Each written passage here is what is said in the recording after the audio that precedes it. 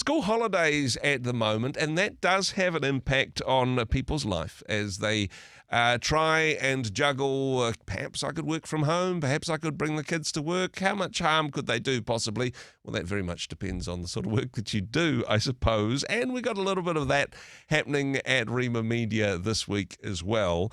But when it comes to wanting to make sure that our children not only get a great education, but also embrace faith for themselves, an important conversation. And honestly, this is a conversation we've been having for quite a few years. But tragically, the statistics show that a lot of young people are leaving our churches or not engaging with a personal faith in the intermediate school years. Joining me on the program now from the Hope Project and Shining Lights Trust, Dave Mann. Dave, kia ora, good morning. Thanks for your time. Kia ora, Andrew. Good to be here.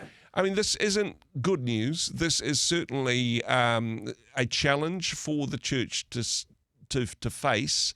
As I mentioned, this is something that we've noticed and that we've been talking about for a while, but the strategies don't seem to be working. Yeah, I mean, it's a long-term challenge that we've had, and maybe we're just such a laissez-faire culture. The biggest demographic where we lose people from our churches is young adults. The primary reason is they don't know why they should believe Christianity to be true. If we address that in our families and our youth groups, you can stem a lot of that attrition.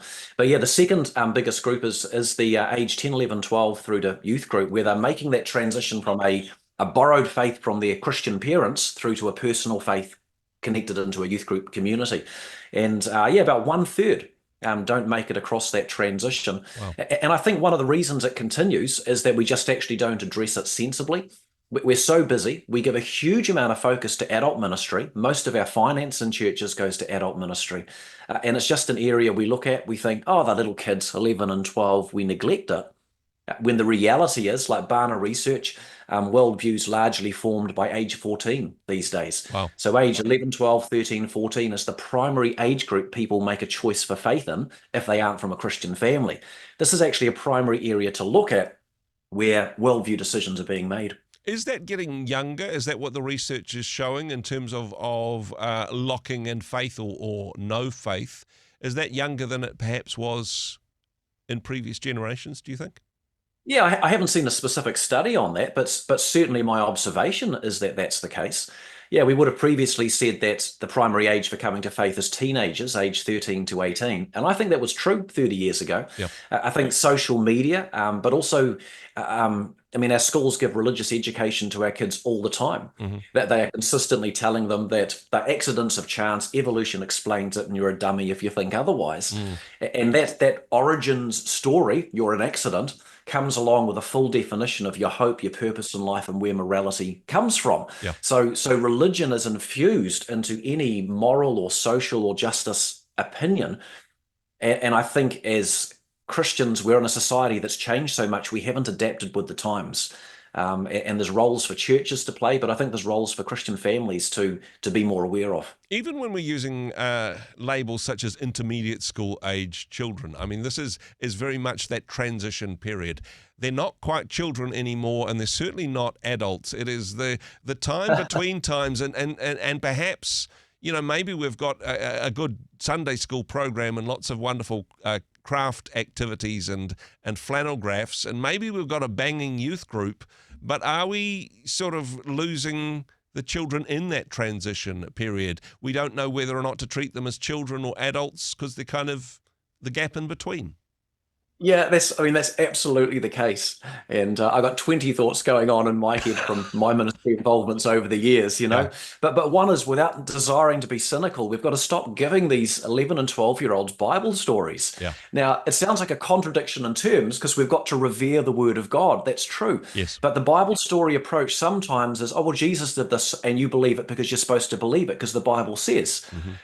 They're being given religious worldview in schools and through media all the time. Why believe in a God? We've had one of our kids in particular, even from age 6 or 7, I don't know if I believe in God. Yep. No, why would I believe in miracles? And so it's a responsibility of churches, but also Christian families if something's important, you talk about it. Yeah. And if something's important, you give priority to it. So Our kids don't get to choose if they go to youth group, junior youth group, and church. They go because we're a Christian family. Yeah. And we won't let Sunday sports interrupt that because you give priority to what's important. Otherwise, the value system is lost. And in the same way, we talk about what's important. So when he didn't believe in miracles, I went and got a video with some miracles, Yeah. made the family go into the lounge with some lollies after dinner. We watched the miracles. There you go. We know miracles happen. Yeah. The real question is, why don't they happen when we want them to? You know? Exactly. But if it's important, you talk about it. And I think our kids' faith is being undermined in front of our eyes.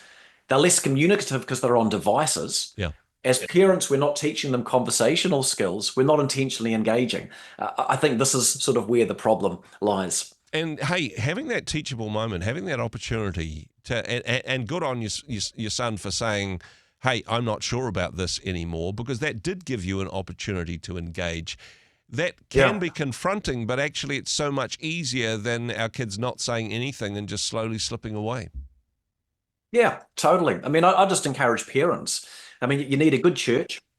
You need to find a good program. The relational dynamic's important, but then I think a lot of it's on Christian families as to what you're going to do. See, socially, for one of our kids, not having a good Christian friend in his school, Yeah. we've made a priority that we drive him almost most weekends to go hang out with a friend in a Christian family with similar values. Mm-hmm. So he's got a Christian friend amongst his many friends. But on the topics, I would say the dinner table should be sacred. Yeah. There shouldn't. I personally think there shouldn't be in a Christian family. You shouldn't have a TV on and no device at the table. This is the opportunity for parents to impart their values. Ask your kids how they're going. Yeah. The key to great conversations is great questions. Ask a question. And if there's a topic you think's important, well, we talk about things that are important because we're a family. So if it's boy-girl relationships or whatever the case might be, if it's perseverance in faith or getting discouraged, bring the topic up and share a story and then engage the conversation. And we'd find that we'd journey our kids through to a rational, reasoned faith that they own, I think a lot more than abdicating responsibility and saying, oh, you go to church and church can fix that. Yeah. Where the truth is you've got probably a 16, 18-year-old running an intermediate program who actually needs help. Is there more work that needs to be done at the church level? And look, different churches will have different levels of resourcing. Not every church can afford a youth pastor, and often this is done by well-meaning volunteers. Yes, ultimately the responsibility with the parents, but what more can be done at a church level to encourage churches to engage well with intermediate age children? Dave? Yeah, I mean, someone has to believe that it's important. You see, again, we've got time for what we think is important. And here are our churches with all these resources spent on the adult service. Yeah. And here are these 11, 12-year-olds being treated like they're little children, given an activity somewhere, and there's no adult willing to give time to them. So how about parents and adults say, actually, these kids matter. Learn how to have fun because they're going to be really annoying kids, with silliness and all of that. That's the nature of the age. Yeah. Go there then with a real question. Why do we believe in God? Why should we trust the Bible? Et cetera, et cetera. It's about, we give time to what's important. I think it's that simple.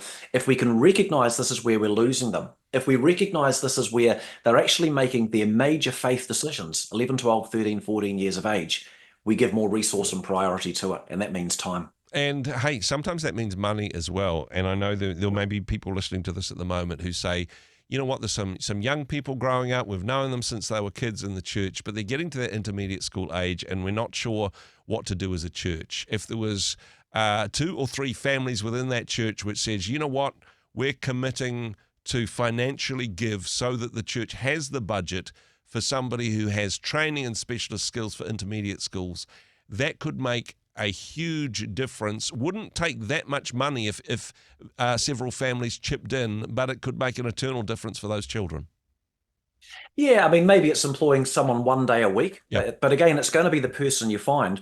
But I'd also throw the idea, though, that, I mean, if our church got stuck, I tell you, I would run the youth group. Yeah. And if our church got stuck, I tell you, I would run the intermediate group. And I nearly ended up doing that a few years ago. Yeah. I was just sitting and waiting to see if the problem resolved, because I would not allow that not to happen in the church that I'm a part of. Mm. And if I was to run an intermediate group, our church is a bit bigger, but let's say a church with 4, 5, 6 kids. I mean, the social activities can be at our house. Yeah.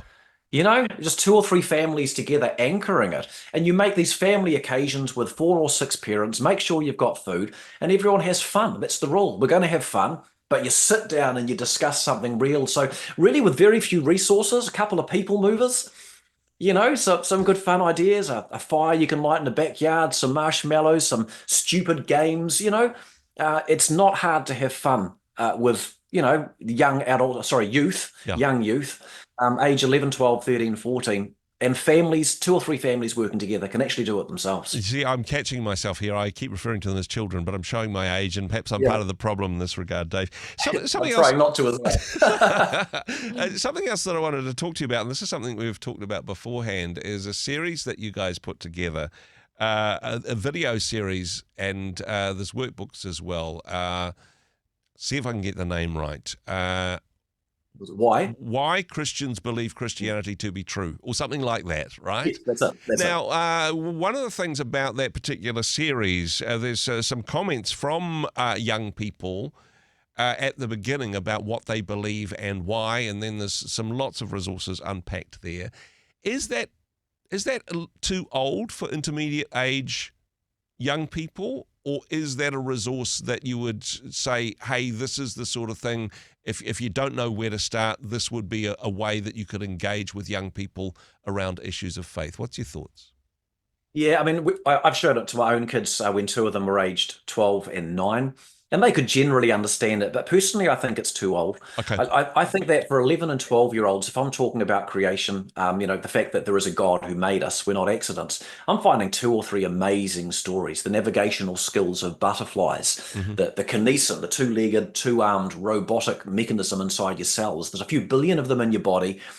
Fully programmed robots acting as couriers. So giving them some examples like this and just saying, does it work? Yeah. I'm grabbing a bag of Lego and I'm making one of them shake it and saying, what can you make with this Lego by shaking it in a bag? The answer is nothing. Accidents don't create complexity.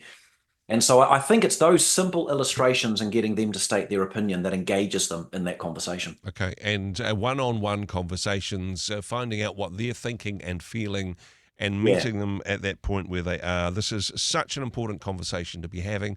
I know there'll be people who are in that school holiday muddle at the moment for whom this has perhaps sparked some ideas or inspired them to perhaps be part of the answer in this regard. Dave, thank you so much for the work that you do. Thanks for joining us. Awesome. Thanks, Andrew. Hey, thanks very much for joining us in the Rhema studio. Thanks very much for watching the interview.